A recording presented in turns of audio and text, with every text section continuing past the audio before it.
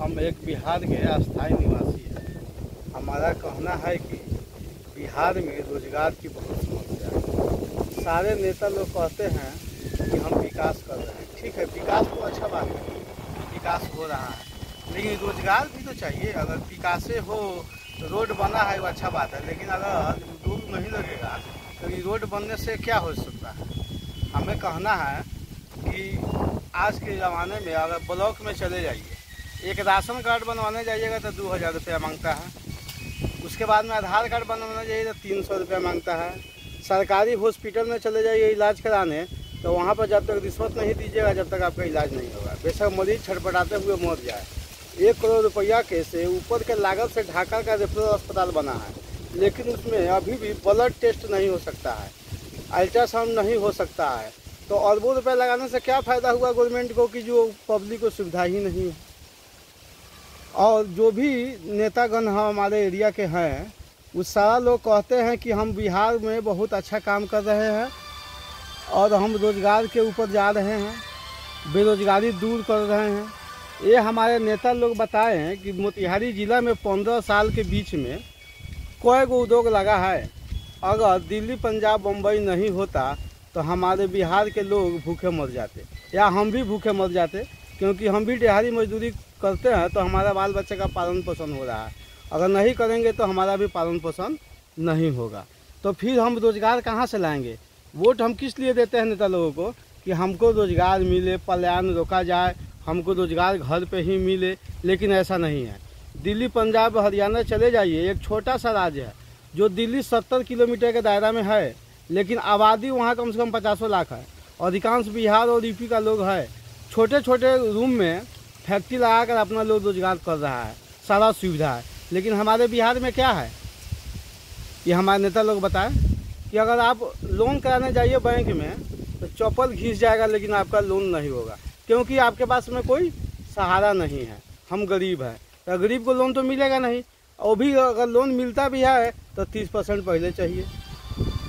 तो 30% हम दे देंगे 1 लाख रुपया में, तो 70,000 रुपया से रोजगार होगा। 5 लाख रुपया के लिए जाइए तो कहेगा आपके पास संपत्ति है। तो नेता लोग कहाँ हैं जो लोग कहते हैं कि विकास हमारा नारा है। तो रोजगार क्या है, बेरोजगारी क्या है, या जवाब दे हमको। अगर 15 सालों से हम बीजेपी को वोट दे रहे हैं तो वही हाल है, नीतीश कुमार को वोट दे रहे हैं तो वही हाल है, लालू को वोट दे रहे हैं तो वही हाल है, तो फिर हम जाए कहाँ। ये हमारा नेता लोग बताए।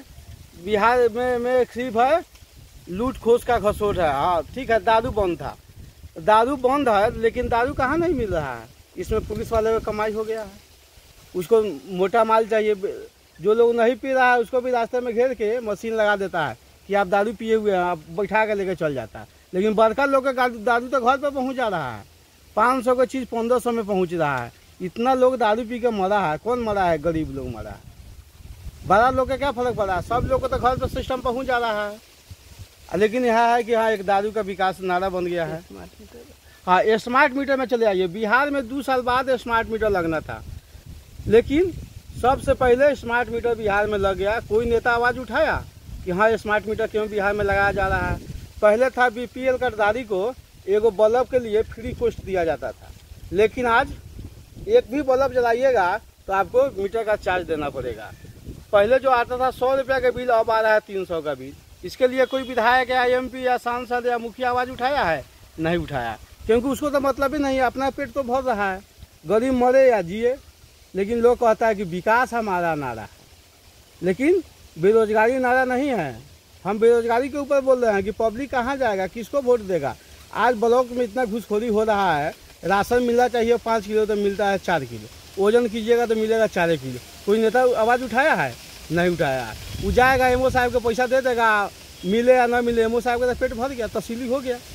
तो फिर उस राशन से बिहार के लोग को निकामा बना दिया गया है कि हम राशन बिहार में फ्री किए हुए। वही राशन न देकर अगर रोजगार फैक्ट्री लगा दिया जाता तो हम लोग यहीं कमाते ना। बेशक 1000 का दिहाड़ी नहीं मिलता, 500 का दिहाड़ी मिलता।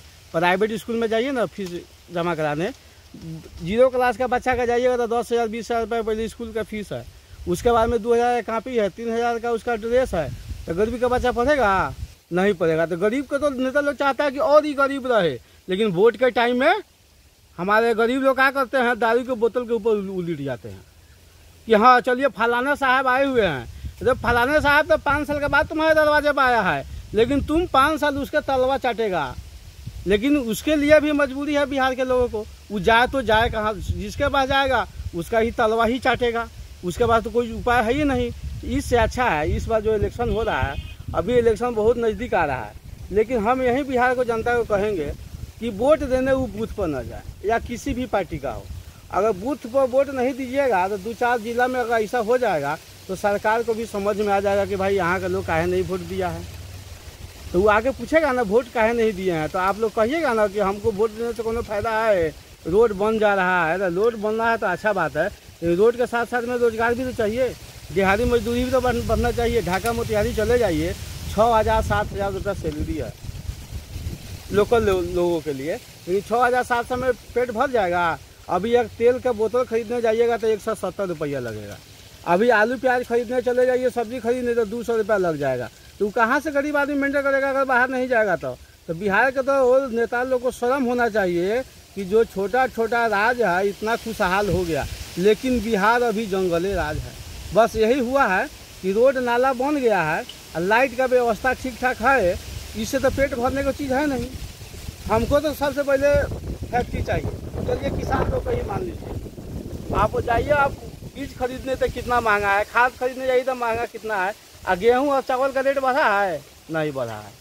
अब 1 कट्ठा में 2,000 रुपया खर्चा पड़ेगा, 1 कुंटल गेहूँ आपके घर में उपज के आएगा। 1 कुंटल गेहूँ में बेचिएगा तो 110 किलो गेहूँ बेचिएगा तो आपको 1 किलो सरसों का तेल होगा। अगर महीना में 10 किलो सरसों का तेल ये यूज है तो बताइए कि कितना गेहूँ बेच दीजिएगा। अभी घर में कोई बीमार पड़ जाए तो अनाज बेचने से उपाय हो जाएगा? नहीं होगा। सरकारी हॉस्पिटल में जाइएगा तो चक्कर काटिएगा तो मरीज मर जाएगा, प्राइवेट में जाइएगा तो पैसा है, लेकिन उसके लिए कोई उपाय नहीं है। स्कूल के ही एडमिशन कराने चले जाइए, कोई नेता आज ले बोला है कि हाँ स्कूल में इतना चार्ज काहे है, अच्छा ही ब्लॉक में इतना घूसखोरी काहे है?